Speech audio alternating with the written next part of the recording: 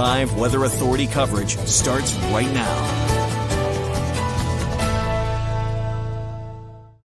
Hello, everyone. Hello. Happy Friday. I can't believe we made it to Friday. I know, it's already Friday. My goodness. This It's already great. first week of February. It's already pretty much I know, over for me, not over for you. I I know. still got a couple hours left. I do. If you caught us on Arc Main this morning on Fox 23, that runs weekdays, weekday mornings, 9 to 10:30 a.m. on Fox 23.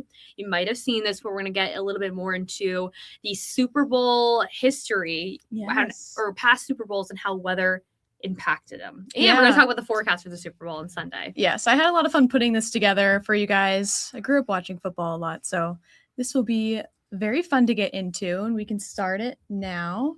So we're talking about weather extremes and extreme games that have happened in the past, and a lot of these happened before the year 2000 when there was a lot more outdoor stadiums than we have now. A lot of our stadiums these days are indoors and are over a domed roof, so they're not really have to deal with many weather conditions. But we can start off with the coldest game. It happened in New Orleans around 1972, and the Dallas Cowboys beat the Miami Dolphins 24-3, but it was very cold and they beat them despite that.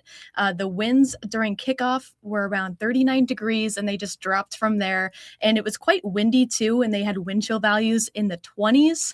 And it was very cold. The New Orleans usually isn't that cold, but an Arctic blast reached all the way down there. I wonder, because the score was 25-3, I wonder if Miami, they were just too cold.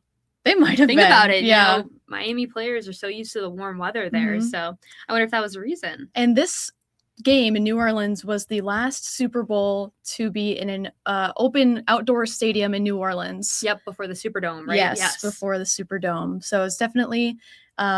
I wonder if that's a reason why they decided to change it. I think it may be, because I saw there are some rumors that this past, the AFC and NFC championships, I heard that they're going to put those in indoor stadiums now too, which would make sense. I mean, the snow at the Patriots game was crazy. So happy the Patriots had a lead before it started snowing. Yeah, and they'll have some pretty good conditions this weekend. But before that, we're going to keep going, and we have the warmest Super Bowl that was just a year later in 1973, played in Los Angeles, and the temperatures were in the mid-80s, which is pretty high. I know it's like middle of winter right now. You can't even picture 84 degrees, but it's a pretty toasty temperature, and I'm sure the humidity added to that as well.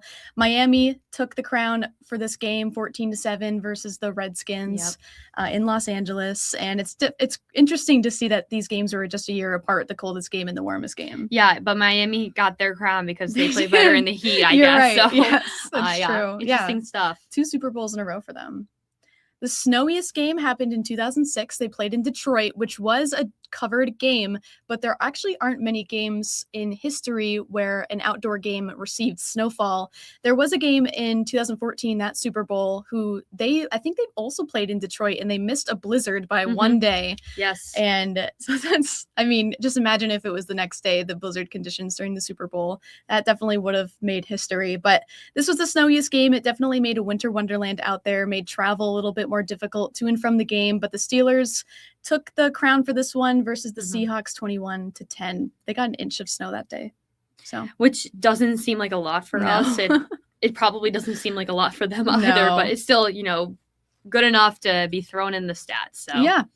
It just goes to show how many games there haven't been snow, because usually the NFL will pick warm climate stadiums to choose where they host their Super Bowl. But the rainiest Super Bowl was in Miami in 2007. They got an inch of rain in a day. Indianapolis beat Chicago 29-17, and it was dry the first half of the game. Then it started to rain during Prince's halftime show. I think it made a pretty iconic performance. Yes, it happened to start raining during Purple Rain. And actually yesterday on Arc Main, we talked about that. We had a radio show host on, and she was talking exactly about that Super Bowl halftime show there. Yeah, so it actually started to downpour, and it downpoured throughout the rest of the game. There was, I think, 15 fumbles during the second half for both teams combined. So it definitely made for some sloppy conditions. But despite that, Indianapolis still got 29 points out of that game. So definitely a wet game, and it's not great to play in those conditions. I'm sure it was a little bit windy as well. The windiest game, however, was in Pasadena in 1980, and wind is not the best conditions to play in for football. It creates resistance from the players and the ball itself. I was looking and saw that just a brief 15-mile-per-hour wind gust can skew the ball 10 yards. So that's, I mean, imagine gusts up to 30 miles per hour during a game. It would hold different direction. Right, exactly. So Pittsburgh Steelers won 31-19 against the Rams during this game. Nice. All right. So this is, we definitely have all these games here.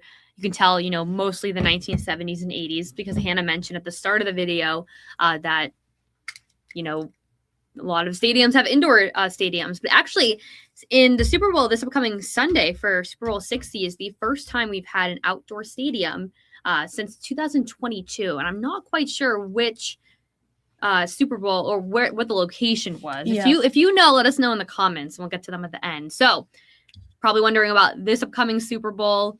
We did some research. We've been checking out more so the conditions over in California. Obviously, a little different than us. They're in the 70s for today.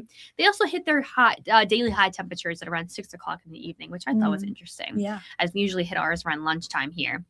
But it could be the season too. So they're going to be in the 60s tomorrow. Very quiet day. You'll notice that there's probably going to be a lot more clouds. And then by the time we're waking up Sunday morning, temperatures into the 40s. And if you look offshore, there are some low-level clouds, a little bit of fog as well. And by the time the game begins, it'll be around 66 degrees. If you see that one green dot on the West Coast, that is fog, actually. Sometimes that's how it shows up on our satellite, our storm tracker, I should say. And 65 by the time, kickoff starts, and by around 11:30 at night, we could be tracking some fog and some clouds, temperatures into the 50s. So I'm actually going to look up the last Super Bowl that was played outside, Super Bowl 2022 location. I wish I was in the 60-degree weather right Me now, too. actually. It sounds like pretty great. Especially this upcoming Sunday's forecast. Oh, SoFi Stadium. Okay. The LA Rams defeated Cincinnati in their home stadium. Okay, I remember this now. Okay. But yeah, so much better than our weekend forecast too. And Hannah, you're actually going to be talking about our weekend forecast a little bit later. I am. Yeah. Join me later. I'm going to be hopping on Facebook Live again and doing a weekend outlook. So stay tuned for that. And it's going to be a little bit of a busy weekend here. Bet you so many people are having the best time with the loveliest weather over in Santa Clara, California. Yes. So we'll have an article up on the website. You can probably just rewatch this later if you missed anything. And Hannah will be with you at noon about some weather details. You got Charlie tonight, and then it sounds like you're going to hop on again in the afternoon. Will. Yes. Thank you guys for watching. Happy weekend or happy Friday, and go Patriots. Go Patriots. Woo. This has been live. This has been live interactive Weather Authority coverage from CBS 13 and Fox 23. Make sure to stay connected with CBS 13 and Fox 23 on air,